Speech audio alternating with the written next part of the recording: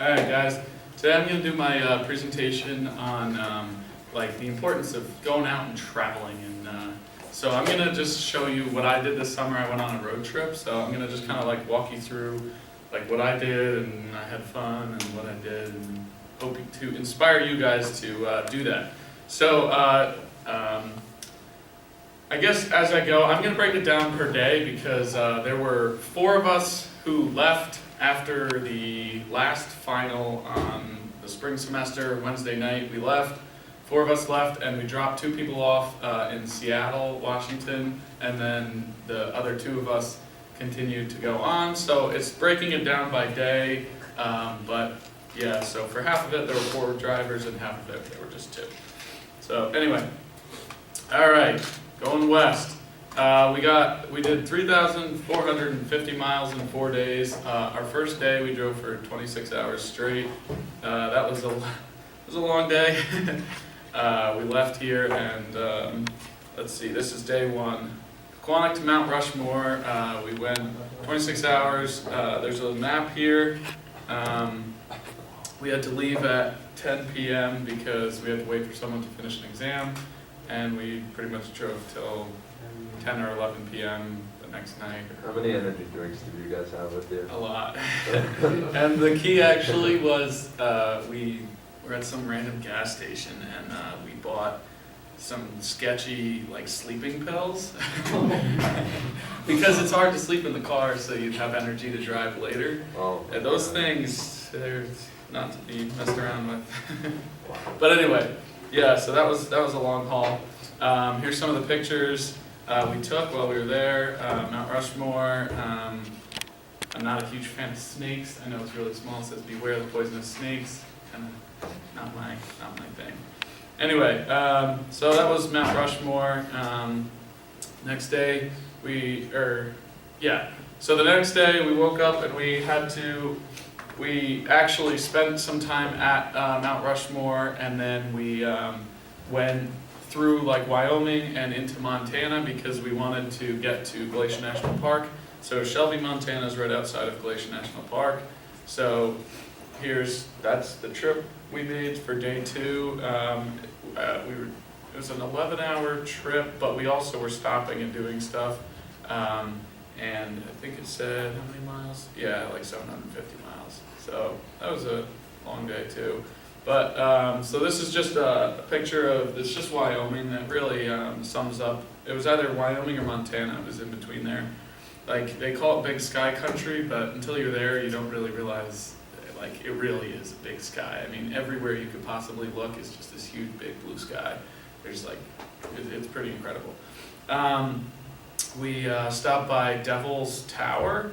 It's kind of crazy. It's in the middle of like these plains. It's just this flat ground, and all of a sudden there's this huge thing like that. I mean, it's actually really huge. So it's pretty cool. And that was us leaving Mount Rushmore. Okay, so day 3, we went from Shelby, Montana to Ellensburg, Washington. We spent a large portion of the day in Glacier National Park. We went on a hike or so. So this 10 hours of driving is like done in the early morning and then very, very late at night. So just to give a little bit of a picture of it. So this is where we went. We started on the east side of Glacier National Park, and then drove through it. We were hiking in there, and then we drove pretty much as far as we could to get towards Seattle. So that was day 3. Here's some pictures from Glacier National Park. I would say this is probably one of the most beautiful places I've ever seen. Highly recommend if you ever have this urge to hop in a car for 2 weeks, make your way over there. Not many people have that urge. So anyway, but it was really beautiful. These are some of the pictures we took. It's really incredible. Over there, this is more Glacier National Park. It was pretty unbelievable. Okay, so day 4, we didn't drive very much. We were actually just kind of dropping off our 2 friends and spending time. I have some family out there, and some of them did too. So I really didn't even get very many pictures, but this is kind of what we did, and we dropped them off in Seattle and Bellingham. And here was just some pictures of Seattle. Anyway, so the West Coast. Spent the next 4 days kind of driving down the West Coast. Total of 1,600 miles. Again, 4 days, so it's a good amount of driving. Bellingham, which is pretty much, it's really close to Canada, down to Patrick's Point, California. It's a couple hours north of San Francisco. So 11 hours in the car. That's just what Google Maps says. So usually we could beat that. But so here's some pictures. Once again, it's really beautiful on the coast of California. It's really incredible. This was a cool spot that we were camping. Okay, so day 6, this was probably one of my favorites. We drove down Route 1, just goes down the coast of California. So you don't get very far, but it takes forever because you're just kind of like going back and forth along the coast. So that's pretty much how far we went. We went down the coast and then we went over to Yosemite National Park. Here's some pictures of the coast, and there's some of these redwood trees. There's actually trees you can drive through. I forgot to put a picture in. We drove through a tree. It's pretty incredible. I just never really pictured it until we were there, and the trees are literally that big. It's unbelievable. So that was the coast. Day 7, we spent most of the day in Yosemite National Park.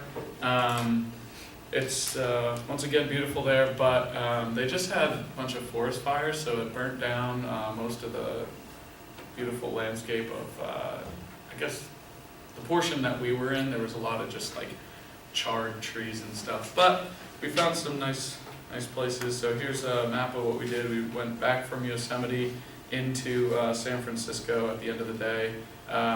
Just to give you a picture, the picture over there, it just kind of shows you like how big everything is. Like, you know, I'm not that small of a dude, but like, you know, you get up next to some of these trees and huge mountains and stuff like that, and you just feel tiny. So, did some hiking. The next day we didn't really drive very much. We just surfed in California, which was pretty cool. Never surfed before, so we stayed over at someone's house in Livermore. It was pretty cool. Never wore a wetsuit before either. It was kind of weird.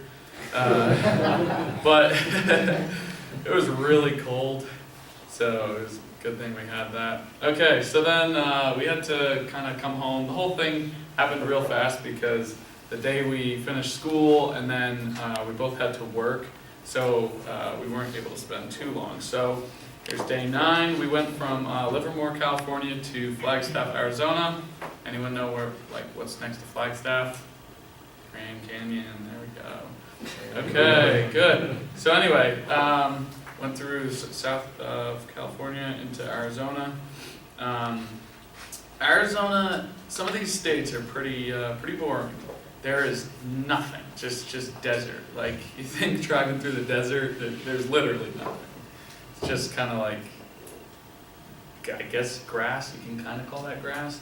So you just driving. Okay, so day 10 we actually spent in Grand Canyon. We hiked down a ways into the Grand Canyon, and then we got back in the car and drove to Albuquerque, New Mexico. That was just 500 miles, so not too bad of a day. So here's Grand Canyon. Once again, all these things, you look at pictures like online and stuff, and it's just incredible when you actually are there and you're seeing like how big this is. Like in the Grand Canyon, we were standing there and you could see a thunder and lightning like storm down in the canyon, like, and you're above it watching it happen, and it was like, it was crazy. It was pretty incredible. Okay, day 11, Albuquerque, New Mexico to Hernando, Mississippi.